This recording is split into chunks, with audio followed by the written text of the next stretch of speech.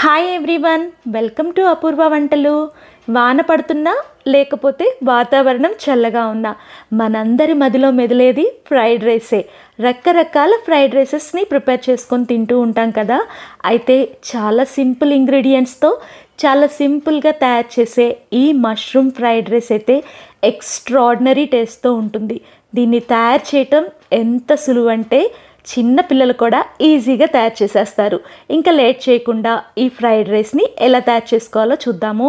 2 table స్పూన్ల వరకు నూనెని ఒక బాండీలో వేసి అది కొంచెం వేడెక్కిన తర్వాత మీడియం సైజు ఆనియన్ని స్లైస్ చేసుకొని దాన్ని వేసేసుకొని 4 పచ్చిమిర్చి, గుప్పెడు కరివేపాకు వేసిన తర్వాత టేబుల్ స్పూన్ అల్లం వెల్లుల్లి పేస్ట్, 1/2 టేబుల్ స్పూన్ వరకు ఉప్పు, 1/2 టేబుల్ స్పూన్ వరకు పసుపు వేసేసి ఇవన్నీ కూడా బాగా కలిసే విధంగా ఒక్కసారి మిక్స్ చేసుకోండి.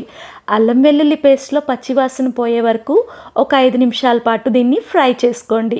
చూడండి, ఇలా కలర్ చేంజ్ అయిన తర్వాత దీనిలో టేబుల్ స్పూన్ నిండుగా కారాన్ని వేయండి. కారం కూడా లైట్గా ఆయిల్లో ఫ్రై అయ్యే విధంగా ఒక్కసారి ఫ్రై చేసుకోండి. కారం వేసినాక ఎక్కువసేపు ఫ్రై చేయొద్దండి, ఎందుకంటే కారం మాడిపోతుంది. ఇప్పుడు రెడీ చేసుకున్న మష్రూమ్స్ని 2 కప్స్ వరకు దీంట్లో వేసేసి మష్రూమ్స్కి సరిపడా ఒక టేబుల్ స్పూన్ నిండుగా సాల్ట్ని కూడా వేసేసి ఇదంతా కూడా బాగా కలిసే విధంగా మిక్స్ చేసుకోండి. మష్రూమ్కి ఈ ఫ్లేవర్స్ అన్నీ పట్టే విధంగా ఒక 5-6 నిమిషాల పాటు వీటిని ఫ్రై చేసుకోండి. నేనైతే ఈ మష్రూమ్స్ని ఒక పావు గంట సేపు సాల్టెడ్ వాటర్లో వేసి తర్వాత శుభ్రంగా కడిగిన తర్వాత స్లైస్ అప్ చేసి వేశాను. ఇప్పుడైతే మష్రూమ్స్లో వాటర్ వచ్చినాయి. ఈ వాటర్ అన్నీ కూడా ఎవాపరేట్ అయ్యే వరకు మీడియం టు సిమ్ అడ్జస్ట్ చేసుకుంటూ దీన్ని కుక్ చేసుకోండి. చూడండి, వాటర్ అన్నీ కూడా ఇంకిపోయినాయి కదా.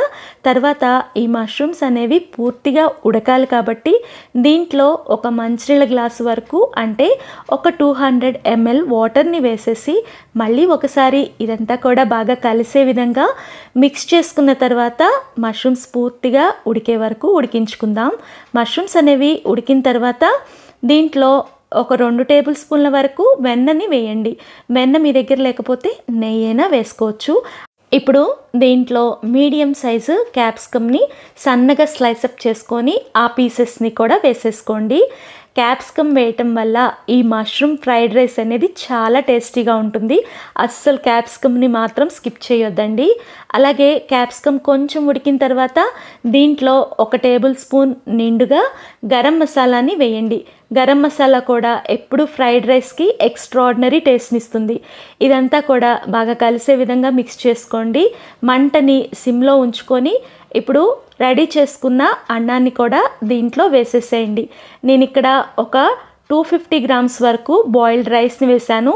అలాగే లాస్ట్లో ఒక 1/2 టేబుల్ స్పూన్ వరకు సొంటి పొడి, ఇంకొక 1/2 టేబుల్ స్పూన్ వరకు మిరియాల పొడిని వేయండి. అలాగే ఫ్రెష్గా తరుక్కున్న కొత్తిమీరను కూడా దీంట్లో వేసేసేయండి.